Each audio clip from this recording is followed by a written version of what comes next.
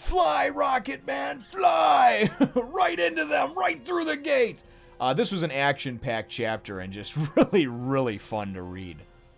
One Piece, chapter 380. Enies Lobby, Main Island Express. This is crazy, man.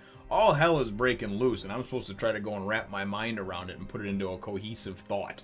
Or several thoughts, right? Well, hello, my brothers and sisters of the Nerd Nation. I, as always, am Jim, here to bring you another review on the awesome and mind-boggling and action-packed tale of One Piece. Our last chapter saw us really focusing mainly on the power levels and, of course, the CP9 characters themselves. And at the end, we, of course, were introduced to the Chief Justice, this three-headed Baskerville, right? And thought that he was going to kind of jump into the fray, and he's just huge. He towers over everybody else. And that's how the chapter left off. Luffy, of course, is still just whipping ass and taking names. Nobody can stop him at this point. The chapter goes and picks up right where it left off, though. This three-headed Baskerville is Chief Justice. He goes and says, listen, you know, we're going to order... Because they wind up finding out that Kashi's been put down. Oimo is losing, and basically they're in danger of losing that gate, you know, the main gate to come in to the main island.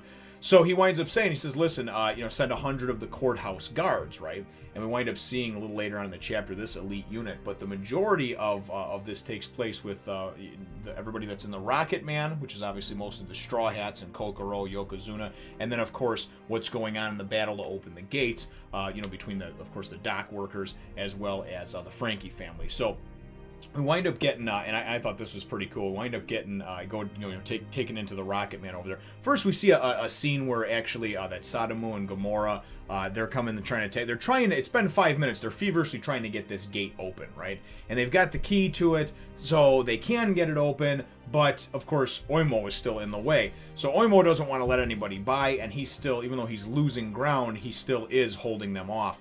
And you know what? Paulie is done with that shit, so Paulie goes and just does this cool knot, dude, from the top to the bottom, and just goes and ropes his ass up. Then goes and hands it off to her, maybe jumps on, I don't know if he hands it off to her, puts it in the mouth of her, jumps on one of the King Yagara bulls, Sodom and Gomorrah, and they go and frickin' pull and go and charge the door, the gate that's been open, and it's cool because the gate winds up popping open, right? And everybody behind it's like, what the hell, the gate's opening? And then you see Oimo and his big ass is going and getting pulled behind and pulled down because he's all tied up and roped up and whatnot. So very cool scene, and just again, the way everything is drawn and depicted is just so cool.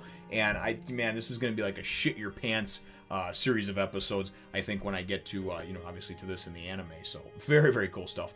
We wind up then going back to the Rocket Man, which is preparing to go, right? And the plan is that Zoro was going to go and cut through the Iron Gate so then they could go. But now if you remember that there's another gate to actually get onto the island, to that bridge, then there's another gate to get to the main island, right? So the gate that was originally open, they see that Zoro's like, change of plans, man, you know, and Sanji makes fun of him or something about that, you know, what's the deal, you know? But anyway, the point is that cutting through the Iron Gate's going to do them no good, and they're already they've already got their momentum going forward, and because the main gate has been closed again, you know, so Zoro's like, oh man, change of plans. And then he goes, and it's cool because him and Yokozuna are sitting up on top of the Rocket Man, you know, in front of it. And he goes, Yokozuna, hit the fence as hard as you can. And Yokozuna goes and hits it with this, you know, this kind of cool, you know, open hand chop. And it winds up not breaking the fence, but bending it. Because, you know, Zoro, if he did anything, it's going to cut right through it. So it winds up bending the fence, and the momentum of the Rocket Man's going forward, right? And just as you'd expect, right, from something like this, goes flying through the air. Next thing you know, the Rocket Man is midair. It's flying. It goes over the gate, right? And it's hilarious because then they're like, all right, yeah, Zoro, you figured this out. You know where we're going to land, right? And Zoro's like, nah, we'll just rely on luck. And they're like, luck? What the hell are you talking about, you know? The cool thing is that it all times out perfectly, and as Oimo is going and trying to attack and everything else, he wind up getting knocked out. He gets back up, you know, or whatever. The train just winds up going and just Rocket Man just crashes into him and just puts his ass down, you know. And man, that cracked me up though. I think they actually got a good shot of it in here where it just comes flying through the air. There it is, flying through the air. It looks like E.T. on the bike, you know, with the moon in the background. That's all you need. But they got Rocket Man flying through there, went over the main gate, and it's funny because everybody's like, what the hell do we even bother opening the main gate for? Well, you didn't leave anybody to guard it, so it got closed back up is what wound up happening, you know. So, and then I like this, though, when it goes and it just lands and it just smashes. They pull the giant down, You know, everything's good to go. Then what winds up happening is Paulie actually gets stabbed through, and from the side view, it looks like he gets stabbed right through the heart, but apparently he must have got him through like his shoulder or something like that, you know. But we wind up seeing that the courthouse guards that were sent, it's a dog unit, first rank guards of Enies lobby, and it's these guys with these cool like swords attached to their arms, or almost like hooked spears or something like that, almost like long hooks. Very cool looking, and then of course they got these dogs with them and everything like that. So, you know, we got more to fight, and they're going to stop them, right? And then it's great, because after they're introduced, that's when, boom, this is the spread that I was looking to show you. That train just comes flying in, the sea train just fucking, boom, and just comes in and just takes out Oimo's big ass, right? Which I like, man. So, and you wind up getting, so he's knocked out. Everybody's going to town over here looking, you know, they've got the main gate open, so now they can get onto the main island. And I love how this ends off, you know. First, nobody's coming out of the rocket, man. Everybody's like, are they okay? Are they alive? Are they dead? You know. And then we wind up getting Zoro and Sanji walk out over here, and you wind up seeing Chopper and Chopper and of course Sniper King. He's like, it's just as I ordered, and they're both just basically messed up because they just were in a fucking high-speed train crash, right? Zoro and Sanji are fine though, and they're just like, they're like, who are these guys? And they're like, should we have really introduced ourselves? And then Sanji's like, don't be ridiculous. Of course not. You know, and everybody knows that they're pirates. But now we got these two joining the fray over here. And as I said, it has such a great grand scale to it that it's neat to go and see everybody get in there. Because see, the Straw Hats, even when they were like, even in the scale of like Alabasta and Skypiea, when it was kind of like them against the world or like a whole country, and of course in Alabasta and even in Skypiea in a lot of ways, it never for me really reached this type of scale, because like in Alabasta, for instance, it was them against, you know, the world. They were trying to get the rebels, and obviously the guards all stopped fighting. But so there was that scale of it, but there wasn't this scale of it where they have kind of like their own small private army. You know what I mean? This reminds you of like some crazy shit out of like the Expendables or something like that, you know? You've got, you know, guys in the Franky family, some of them, yeah, sure, they're just fodder or whatever, but you've got guys that have a unique look and an individual power.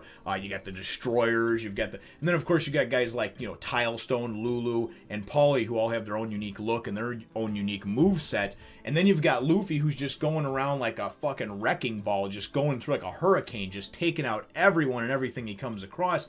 And now you've got the rest of the Straw Hats who join in the fray. You've got Sanji and Zoro, who are powerhouses, right? You've got Sniper King. You've got, you know, you've got Chopper. You've got Nami, you know. And then you got to remember, too, that once they actually get to the point where hopefully they wind up getting to rescue Robin and Franky, when those two are freed and actually, if they're put on the loose for battles, which I'm sure they will be in the future, they're formidable foes.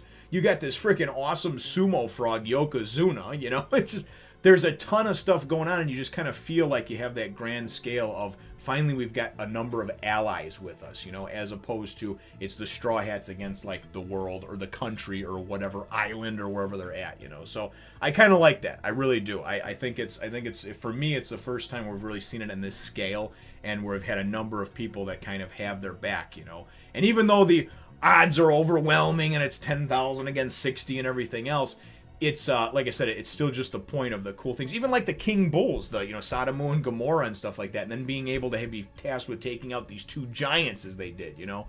All those things for me are very cool, and it's not just about having a cool action-packed chapter. It's about having this chapter that, of course, has just a lot of meat and potatoes to it. So I definitely enjoyed it, and of course that's where the chapter ends off. And really my chapter question for you, brothers and sisters, and I haven't asked this one in probably a little while. And when questions sometimes do repeat that have to do with you know, personal interest and things like that, really what I would like to know is when did you find my channel and how?